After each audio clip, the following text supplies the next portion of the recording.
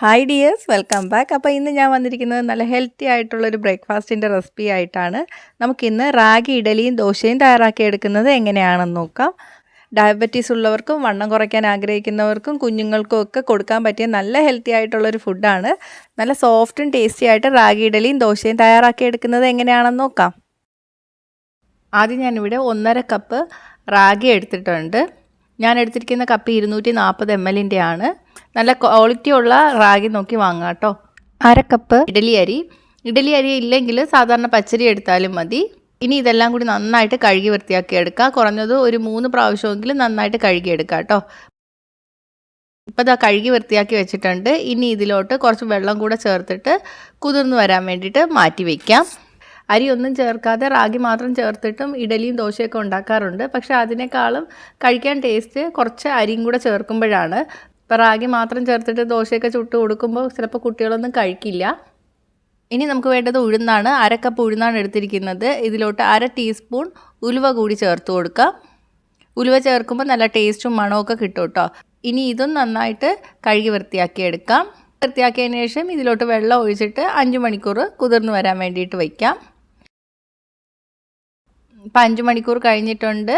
ഉഴുന്നും അരിയും റാഗിയും ഒക്കെ നന്നായിട്ട് കുതിർന്ന് വന്നിട്ടുണ്ട്. ഇനി നമുക്കിത് അരച്ചെടുക്കാം. ആദ്യം നമുക്ക് ഉഴുന്ന് അരച്ചെടുക്കാം. ഒട്ടും തരിയില്ലാതെ നല്ല സ്മൂത്തായിട്ട് അരച്ചെടുക്കുക. വെള്ളം കൂടി പോകാതെ നോക്കുക. നമ്മൾ റാഗിയും അരിയും ഉഴുന്നും ഒക്കെ കുതിർന്ന് വരാൻ ഒഴിച്ച വെള്ളം വെച്ചിട്ട് തന്നെയാണ് അരച്ചെടുക്കുന്നത്. അപ്പോൾ ആ വെള്ളം ഒഴിച്ചിട്ട് തന്നെ അരച്ചെടുക്കുക കേട്ടോ. ആവശ്യമാണെങ്കിൽ മാത്രം വേറെ വെള്ളം ചേർത്തിട്ട് അരച്ചെടുക്കാം. ഇനി നമുക്ക് ഉഴുന്നും അരിയും കൂടെ അരച്ചെടുക്കാം.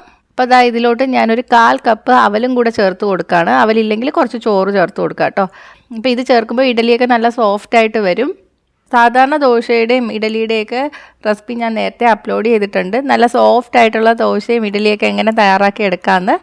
അത് കണ്ടിട്ടില്ലാത്തവർക്ക് അതിൻ്റെ ലിങ്ക് താഴെ ഡിസ്ക്രിപ്ഷൻ ബോക്സിൽ കൊടുക്കാം. സാധാരണ ഇഡലിക്കും ദോശയ്ക്കൊക്കെ അരയ്ക്കുമ്പോൾ കുറച്ച് തരിയോടെ ആയിരിക്കും അരി അരച്ചെടുക്കാറ്. പക്ഷേ ഇവിടെ അങ്ങനെയല്ല, നമ്മൾ നല്ല സ്മൂത്തായിട്ട് തന്നെ അരച്ചെടുക്കണം കേട്ടോ. റാഗിയുടെ തവിടും കൂടെ കാണുമല്ലോ. അപ്പോൾ നന്നായിട്ട് അരച്ചെടുത്തിട്ടില്ലെങ്കിൽ നമ്മൾ കഴിക്കുമ്പോൾ നമുക്കധികം ടേസ്റ്റ് തോന്നില്ല. പിന്നെ കുട്ടികൾക്കും കഴിക്കാൻ പാടായിരിക്കും. അപ്പം നല്ല സ്മൂത്തായിട്ട് തന്നെ അരച്ചെടുക്കുക. അപ്പോൾ ഇത് അരച്ചെടുത്തിട്ടുണ്ട്. ഇനി ഇതിലോട്ട് നമുക്ക് ആവശ്യത്തിന് ഉപ്പ് ചേർത്ത് കൊടുക്കാം. കൈ കൊണ്ട് നന്നായിട്ട് മിക്സ് ചെയ്തെടുക്കാം. ഉപ്പ് ചേർക്കുന്നത് പെട്ടെന്ന് പൊങ്ങി വരാൻ സഹായിക്കും കേട്ടോ. ഇനി ഇത് നമുക്ക് 8 മുതൽ 10 മണിക്കൂർ വരെ പൊങ്ങി വരാൻ വേണ്ടിയിട്ട് വയ്ക്കാം. ചൂട് കുറവുള്ള സ്ഥലങ്ങളാണെങ്കിൽ കുറച്ച് കൂടുതൽ ടൈം എടുക്കും കേട്ടോ.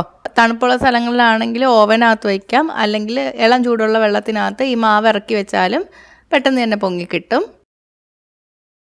8 മണിക്കൂർ കഴിഞ്ഞിട്ടുണ്ട്. മാവൊക്കെ നന്നായിട്ട് പൊങ്ങി വന്നിട്ടുണ്ട്.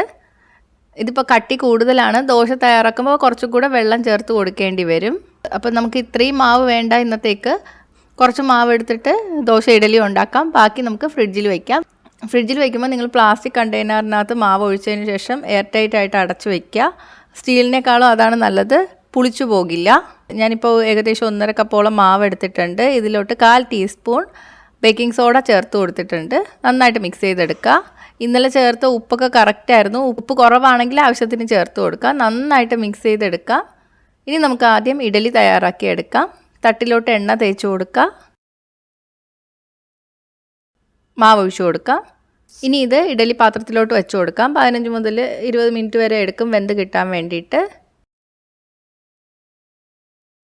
വെന്തോന്ന് അറിയാൻ വേണ്ടിയിട്ട് നമ്മളൊരു ഫോർക്ക് വല്ലതും വെച്ചിട്ട് കുത്തി നോക്കുക. മാവൊന്നും പിടിച്ചു വരുന്നില്ല. അപ്പോൾ വെന്തിട്ടുണ്ട്. നമുക്ക് എടുത്തു മാറ്റാം. ചൂട് മാറിയതിന് ശേഷം തട്ടിൽ നിന്ന് ഇളക്കി മാറ്റാം. ദോശ തയ്യാറാക്കിയെടുക്കാം. അതിന് വേണ്ടിയിട്ട് ദോശക്കല്ല് ചൂടാക്കിയെടുക്കുക. പാൻ നല്ല ചൂടായിട്ട് വേണം നമ്മൾ മാവ് ഒഴിച്ചു കൊടുക്കാൻ. പാൻ ചൂടായി വരുമ്പോൾ നമുക്ക് കുറച്ചൊന്ന് വെള്ളം തളിച്ചു കൊടുക്കാം. അപ്പോൾ ചൂട് കുറച്ചൊന്ന് കുറഞ്ഞ് കിട്ടും. ഇനി നമുക്ക് ഒരു തവി മാവ് ഒഴിച്ചിട്ട് നന്നായിട്ട് പരത്തി കൊടുക്കുക. അപ്പോൾ ഇങ്ങനെ മാത്രമേ ദോശ പരത്താവുന്നില്ല കേട്ടോ. നമ്മുടെ സാധാരണ തട്ടുദോശയൊക്കെ ഉണ്ടാക്കില്ലേ, കട്ടിയുള്ള, അതുപോലെയും നമുക്കിത് പരത്തിയെടുക്കാം. കുറച്ച് നല്ലെണ്ണ ഒഴിച്ചു കൊടുക്കുകയാണ്. വേണമെങ്കിൽ മാത്രം. അസുഖമുള്ളവർക്ക് അതൊന്നും വേണ്ട ആവശ്യമില്ല.